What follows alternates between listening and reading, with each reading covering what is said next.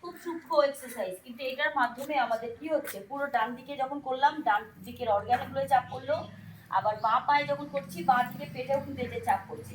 তার মানে কি আমাদের বাঁ দিকের অর্গানগুলোতেও কিন্তু চাপ পড়ছে। এবার যাদের প্রচুর পরিমাণে পেটের মেদ আছে, পেটের মেদেও চাপ পড়ছে।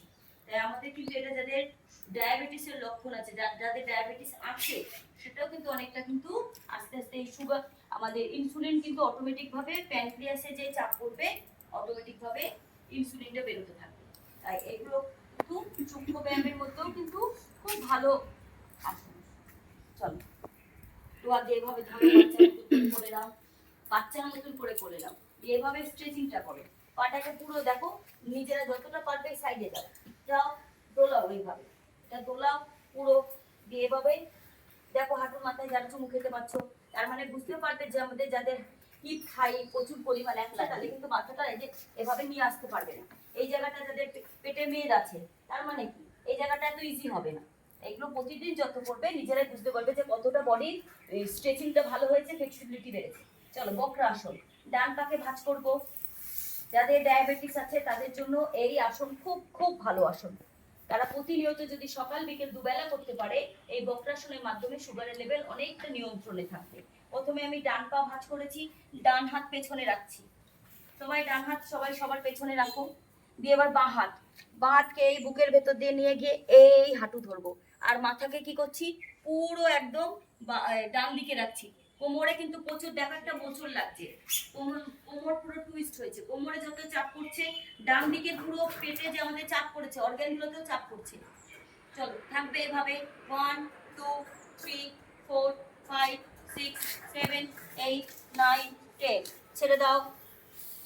এটাতে আমাদের শুধু ডায়াবেটিসকে ঠিক করছে না, আমাদের অর্গানগুলোর আরো কার্যকারী ক্ষমতাটা বেড়ে যাচ্ছে। আমাদের যাতে কনস্টিপেশন আছে, ডাইজেস্টিভ সিস্টেম, সেটাকেও ঠিক করছে। আমাদের স্পাইনাল কর্ডে যাতে সমস্যা আছে, আবার বাঁ পা ভাঁজ করো, বাঁ হাত পেছনে, ডান হাত দিয়ে পুরো কি করছি, ডান পায়ে হাঁটু ধরছি পুরো ঘুরিয়ে। হ্যাঁ, মাথাকে রাখো বাঁদিকে, পুরো কোমরটাকে ঘোরাও, পুরো কোমরটা কিন্তু মোচড় পড়ছে। পুরো স্পাইনাল কর্ডে যাতে সমস্যা, পুরো কিন্তু এভাবে কিন্তু ঘুরিয়ে রাখছি। থাকবে এখানে, স্টে করবে। 1 2 3 4 5 6 7 8 9 10। সকাল বিকেল দুবেলা যদি এই বক্রাসন করা যায়, আমাদের কিন্তু ডায়াবেটিস নিয়ন্ত্রণে থাকবে, আমাদের পেটের মেদও ধরতে থাকবে, আমাদের স্পাইনাল কর্ড ভালো থাকবে। এই একটি আসন কিন্তু হাজারো কিন্তু লাভ। এই আসন, প্রতিটা আসনেরই প্রতিটা কিন্তু লাভ আছে নানান ভাবে। চলো এবার আমরা কি করব, অর্ধ মৎস্যেন্দ্রাসন। কি করছি, প্রথমে বাঁ পা ভাঁজ করো সবাই, বাঁ পাকে এভাবে ভাঁজ করে রাখো, দিয়ে ডান পাকে এভাবে দাঁড় করাও। ডান পা কি করছি, ডান পাকে বাঁ হাঁটুর ঠিক এই সাইডে দাঁড় করিয়েছি, শুইয়ে দেবে না, পুরো পাটাকে টান টান ভাবে সোজা ভাবে হাতটাকে ভাঁজ করবে, পায়ের দিকে আসবে।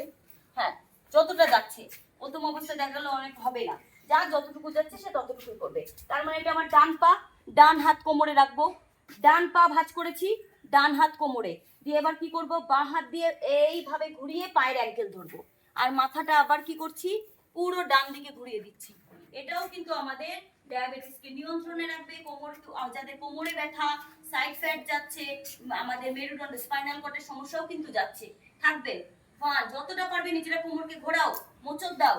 2 3 4 5 6 7 8 9 10। তো হাত ওইভাবে এদিক দিয়ে যাবে, এই যতটা পারছো, মানে এই একটু বল বল, হ্যাঁ একদম এইভাবে। আবার চলো, আবার ডান পা ভাঁজ করো, আবার বাঁ পাকে এইভাবে রাখো, ঠিক দাঁড় করিয়ে রাখো, এইভাবে পুরো দাঁড়িয়ে থাকবে, আর পুরো একদম হাঁটুর বাইরে এই সাইডে রেখে দিয়েছি। ঠিক আছে, তার মানে এটা আমার বাঁ পা, বাঁ হাত পুরো কোমরে, বাঁ হাত কোমরে, ডান হাত দিয়ে। হ্যাঁ এবার, হ্যাঁ এবার এই হাত পুরো এইভাবে নাও, চেষ্টা করবে। এবার কি করছি, আমার ডান হাত দিয়ে পুরো পায়ের অ্যাঙ্কেল ধরছি, পুরো কোমরটাকে ঘুরিয়ে দাও, পুরো কোমরটাকে ঘুরিয়ে দাও, ঘোরাও, যতটা মোচড় পারবে ঘোরাও। থাকবে 1 2 3 4 5 6 7 8 9 10। খুব সুন্দর, যে যতটুকু পারছো ততটুকুই করবে, জোর করে কোনো কিছুই করবো না। গোমুখাসন করব। চলো গোমুখাসনে কি করছি, বাঁ পা ভাঁজ করছি, তার উপরে ডান পাকে রাখলাম, দুটো হাঁটুর মাথা একসাথে থাকবে, গোমুখাসন। ঠিক এইভাবে নিজেরা রাখো, দুটো হাঁটুর মাথাকে একসাথে রাখো, এটাকে আবার লোকনাথ বাবার আসনও বলা হয়, যেহেতু লোকনাথ বাবা এইভাবেই বসেন, গোমুখাসন। এবার কি করছে, আমার যেহেতু ডান পা, তাই ডান হাত ওপরে যাবে আর বাঁ হাত পেছনে লক করে ধরে একদম এইভাবে পুরো থাকো। একাগ্রতা বাড়বে, আমাদের শরীর মনের ওপর ভারসাম্য নিয়ন্ত্রণে থাকবে, পুরো একদম করো। চলো 1 2 3 4 5 6 7 8 9 10, ছেড়ে দাও। পুরো এই যে হাত আমরা যখন লক করছি, এটা আমাদের কি হচ্ছে, স্ট্রেচিংটাও ভালো হচ্ছে, আমাদের শোল্ডার ভালো থাকবে, ফ্রোজেন শোল্ডার হবে না, স্পন্ডালাইটিস ঠিক থাকবে। চলো আবার ডান পা ভাঁজ করো, গিয়ে ওর বাঁ পাকে ওপরে রাখো। যা যতটুকু হচ্ছে করবে। প্রথম অবস্থায় প্রতিদিন অনুশীলন করতে হবে, প্রতিদিন অনুশীলন না করলে কিন্তু আস্তে আস্তে আসনগুলো ভালো হবে না।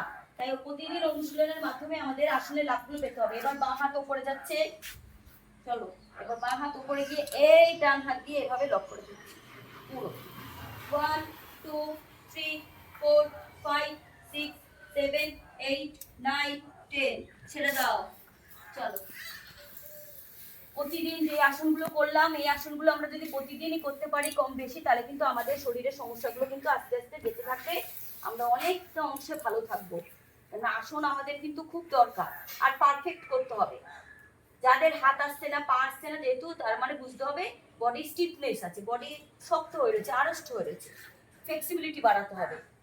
স্ট্রেচিং, যত এই আসনের মাধ্যমে স্ট্রেচিং গুলো ভালো হবে, বডির সমস্যাগুলো ঠিক হয়ে যাবে। চলো বাটারফ্লাই, প্রজাপতি আসন, এটা তো আমরা প্রতিনিয়ত করতে থাকবো। যখনই ঘরের একটু সময় পাবো কাজকর্মের পর, বসে বসে একটু বাটারফ্লাইটা করে নেবে, নিজেদের জন্য করবে।